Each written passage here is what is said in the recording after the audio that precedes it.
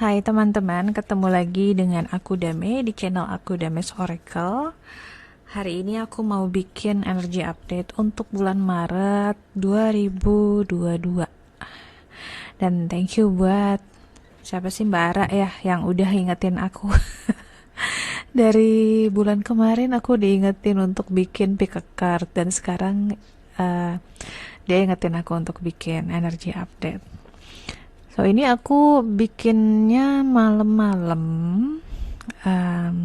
Kemungkinan teman-teman bisa lihatnya mungkin besok pagi ya, atau ya kayaknya besok atau nanti pas tengah malam ya nggak apa-apa. Cuman tadinya kan aku mau shuffle dulu terus baru recording, tapi kayaknya nggak seru ya, karena tadi pas lagi shuffle keluarnya banyak banget, padahal aku pengennya cuma satu. Keluarnya satu, terus ini yang 3 keluar sendiri.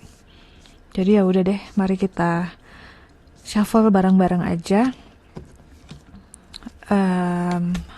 Aku sih sambil shuffle ini mencoba merasakan gitu ke depan, ke bulan Maretnya ya, nggak jauh-jauh amat sih, cuman ke bulan Maretnya aja tuh kayak gimana.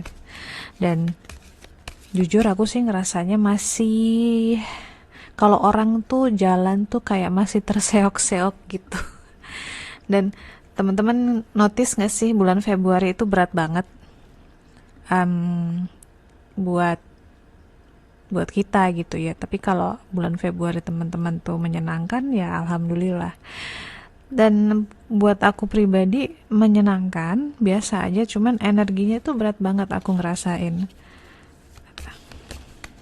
Dan itu akan berlanjut sampai ke Maret.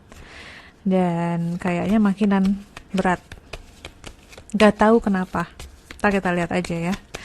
Cuman biasanya kalau berat-berat kayak gini nih akan membantu kalau kitanya juga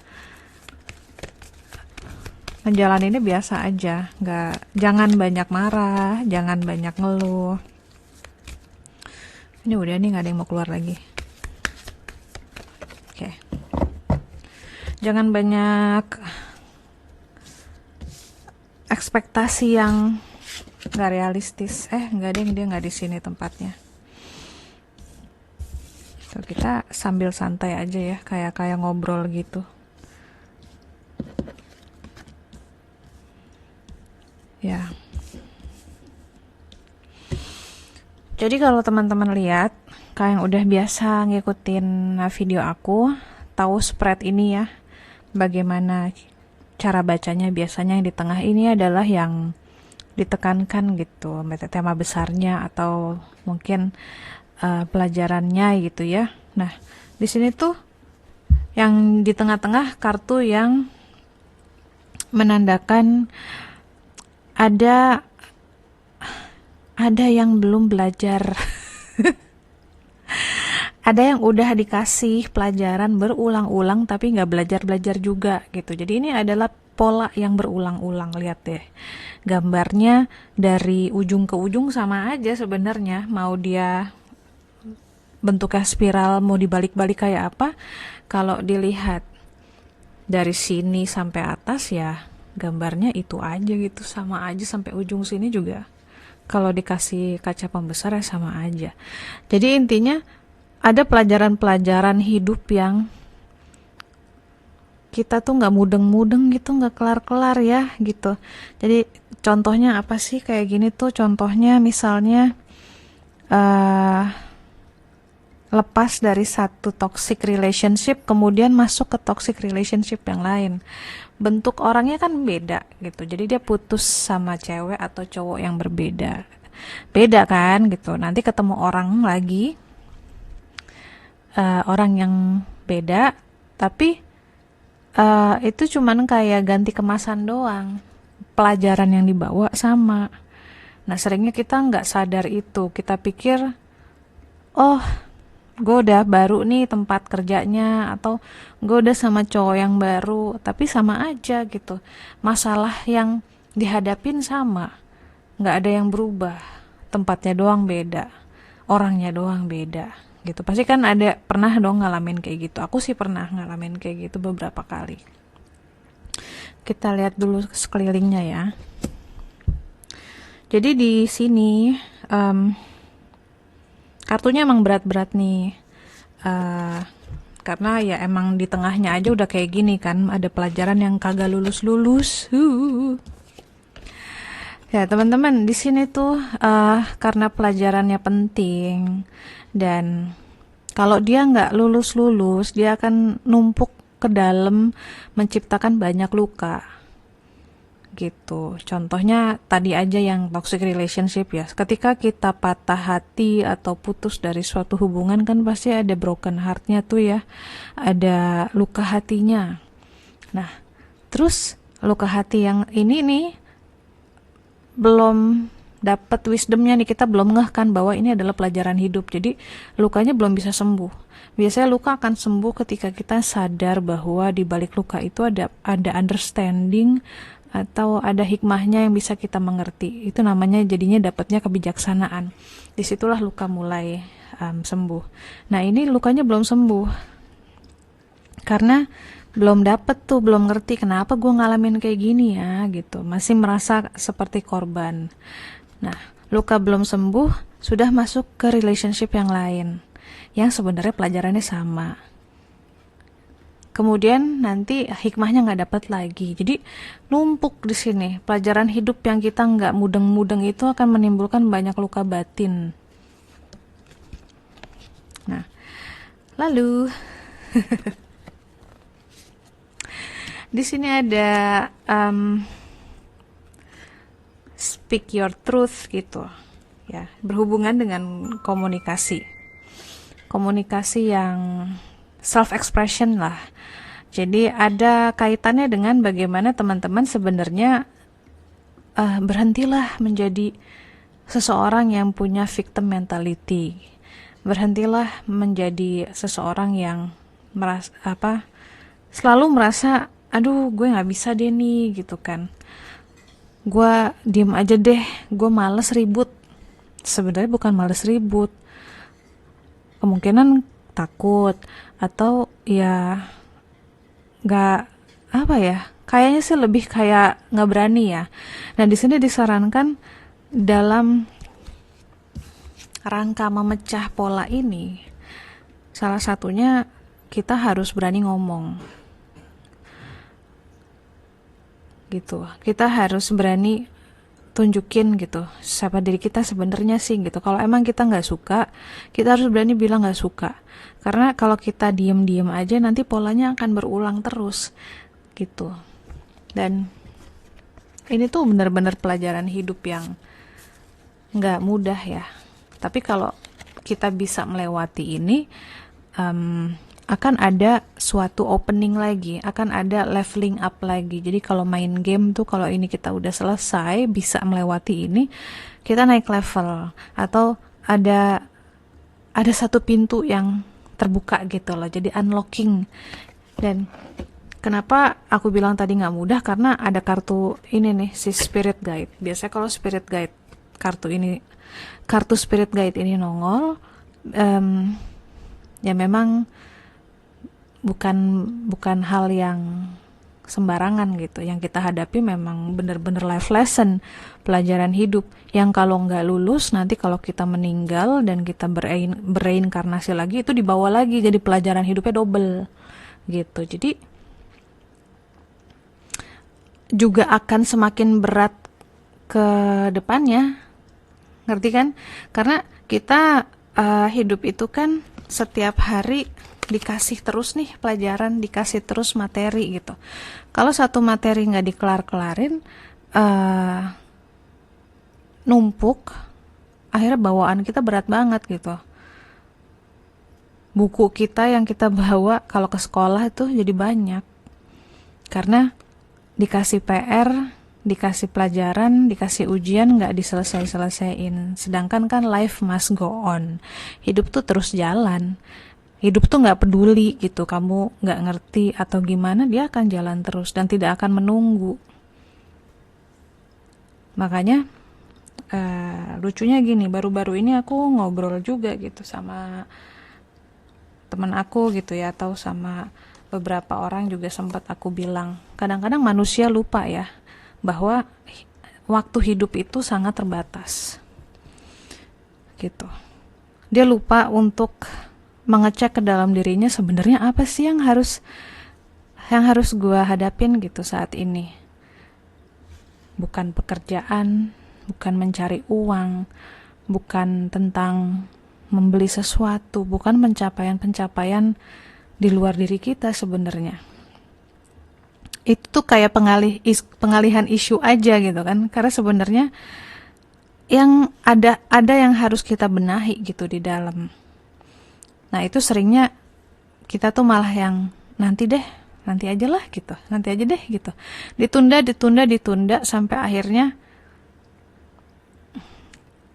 waktu tuh jalan terus, sampai akhirnya mungkin kita udah di penghujung masa hidup kita dan kita baru deh ngeh gitu bahwa apa yang kita capai di dunia ini yang bentuknya dalam tanda kutip materi gitu, ternyata itu ya ketika kita mati juga nggak ada artinya. Yang ada artinya adalah ini yang belum dibenahi, ini udah dibenahin belum sih di dalam nih, macam-macam. Misalnya apakah kita masih punya rasa dengki sama seseorang, itu kan salah satu hal yang harus dibenahi ya. PR gitu, ada unfinished business dengan orang lain. Apakah kita belum bisa memaafkan? Apakah kita belum bisa menerima kenyataan hidup sendiri? Nah, hal-hal kayak gitu yang orang sering menunda untuk membenahi gitu. Nah, jadinya salah fokus.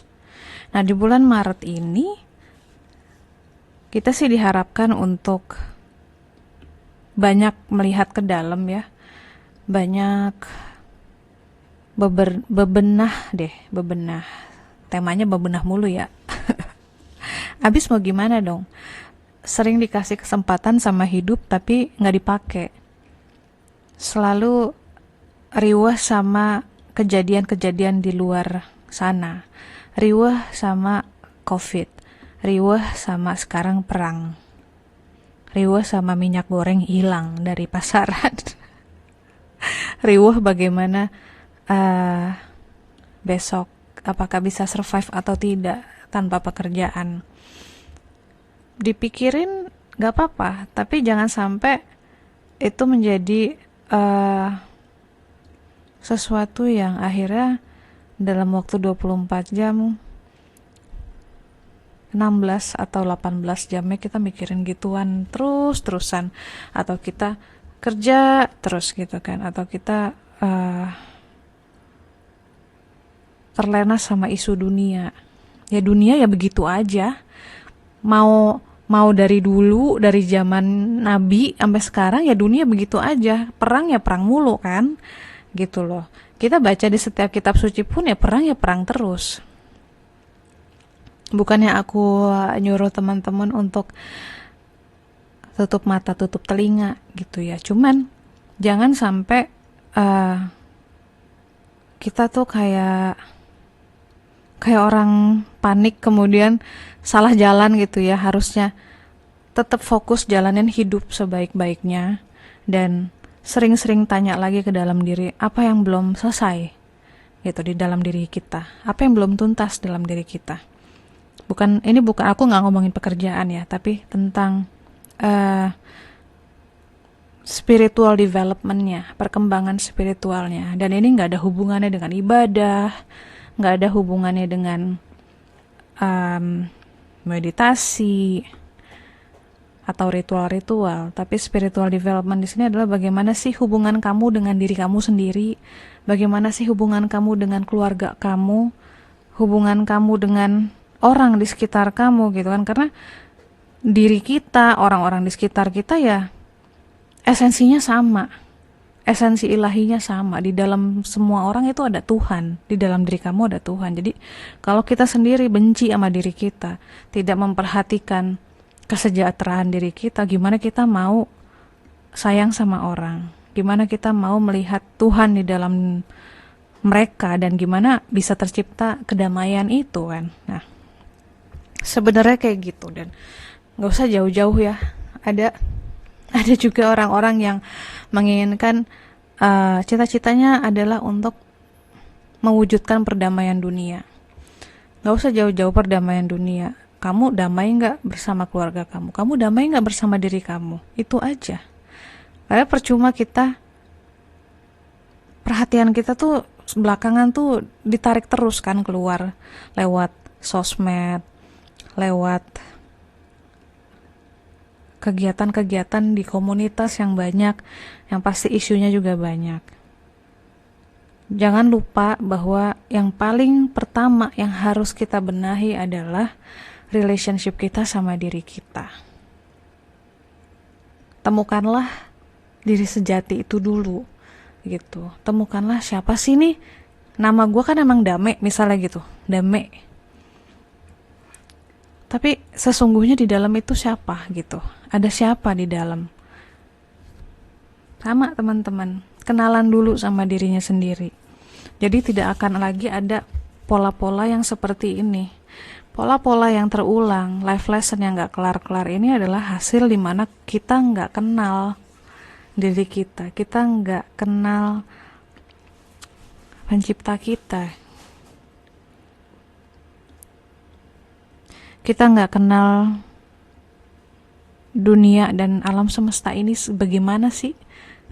Maksudnya apa sih ditujukannya tuh, diciptainnya gimana sih? Gitu loh. Jadi ya emang kayaknya berat ya bahasannya ya, tapi menurut aku lebih berat kalau kita bawa-bawa itu yang namanya iri dengki atau semua hal yang gak enak atau pelajaran-pelajaran hidup yang harusnya kita selesaikan terus kita bawa-bawa, itu lebih gak enak gitu. Jadi Maret itu nanti akan ngebawa kita balik lagi ke diri kita lagi. Semua orang yang kita temuin itu akan jadi trigger kebanyakan. Semua orang yang kita temuin akan jadi cermin yang gak menyenangkan.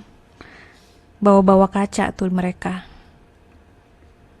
Misalnya contohnya aku nih.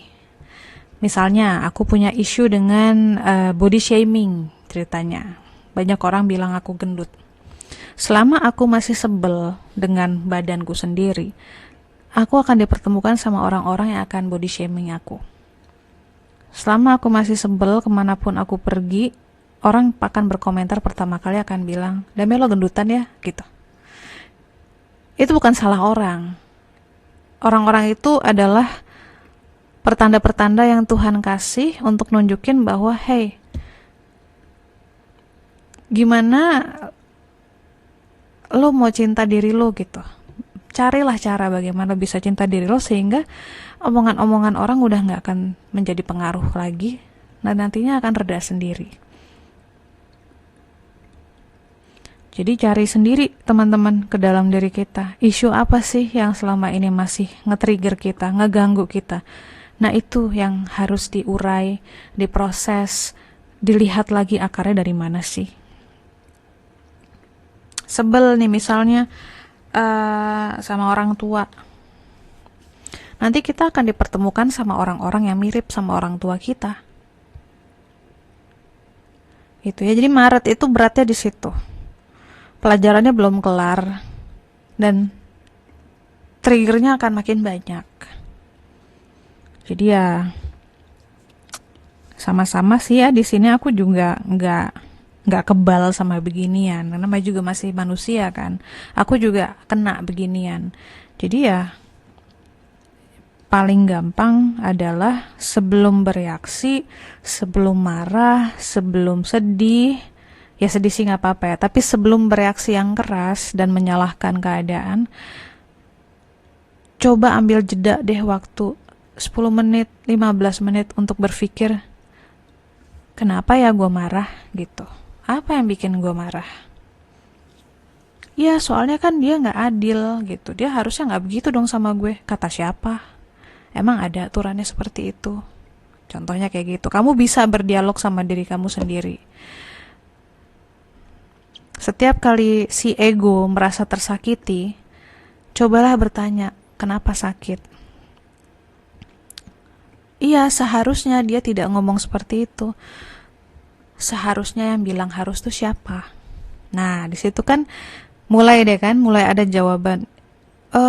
Ya tapi kan wajarnya, normalnya, biasanya, umumnya kan nggak boleh begitu. Umumnya itu kata siapa? Tanya terus, tanyakan terus si ego sehingga tidak bisa menjawab lagi.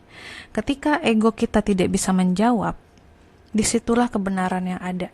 Itulah kebenaran yang seharusnya kita lihat. Contoh lagi nih ya. Aku sering nemuin kasus ini di cewek. Aduh, bentar nih, kesemutan. Aduh. Aku sering nemuin kasus ini di cewek. Terutama usia-usia remaja sih. Early 20s. Tapi banyak juga sih yang udah usianya middle age gitu ya. Nah, ini terjadi ketika nggak punya self love. Jadi ada beberapa teman perempuan yang galau. Ada beberapa subscriber juga yang galau. Ceritanya gebetannya menjauh, di ghosting atau menjauh gitu ya. Atau tahu-tahu deket sama cewek lain. Nah, terus marah.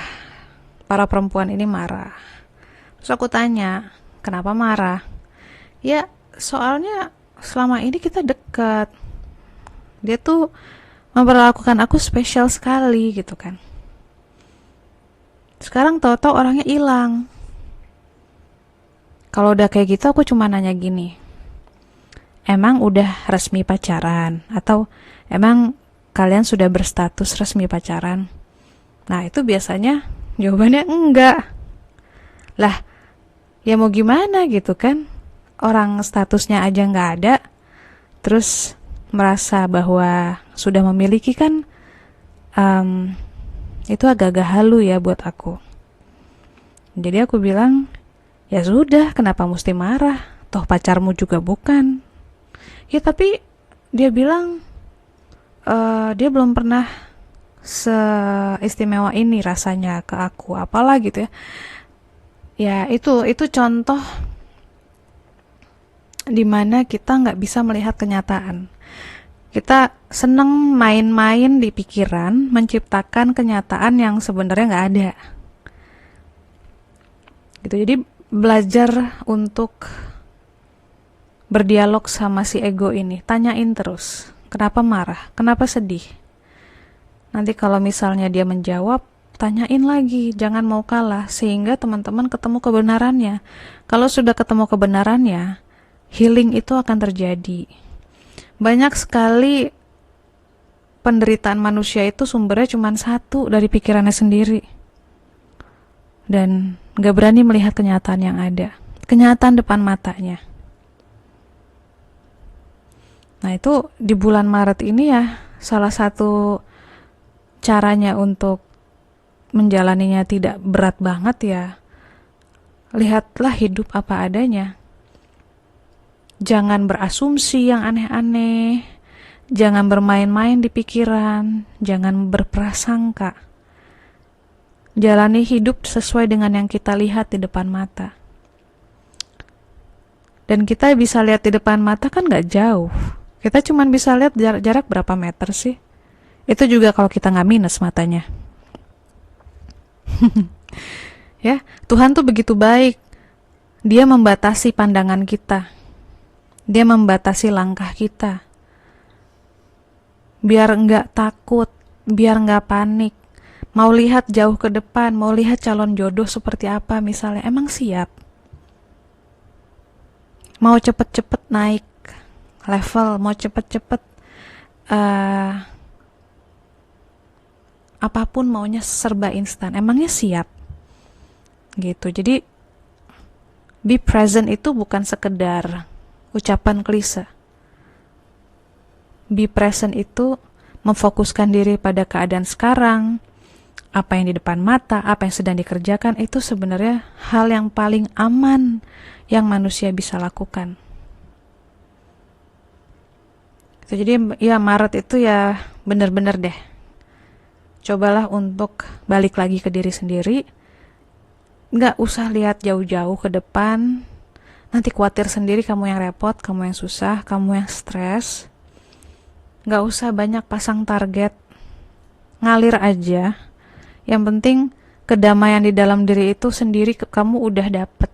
Itu aja dulu. Itu sukses yang besar menurut aku, ketika seseorang mendapatkan kenyamanan sama dirinya sendiri. Sekarang selepas video ini, coba teman-teman tanyakan, nyaman gak sama diri sendiri? Nyaman gak jika sepanjang hidup hanya bersama diri sendiri? Kalau jawabannya masih belum, jawabannya masih nanti kan kesepian, rasanya gimana? Nah, itulah PR-nya, itulah yang akan bikin ini berulang-ulang terus. Gimana caranya nyaman? Kenalan sama dirinya. Sadari potensi-potensinya, jatuh cintalah dulu sama dirinya. Ya, jadi nomor 1 itu aja, tanya aja sama dirinya. Nyaman gak? Nyaman gak kalau di dunia ini ternyata misalnya semua orang punah gitu, kamu hanya sendirian sebatang kara. Nyaman gak bersama diri? Bernaung dengan dirinya sendiri. Coming home to yourself. Gitu ya. PR buat gue juga sih ini. So thank you for watching teman-teman. Terima kasih juga kalau masih subscribe. Sampai ketemu lagi di video aku selanjutnya. Dadah.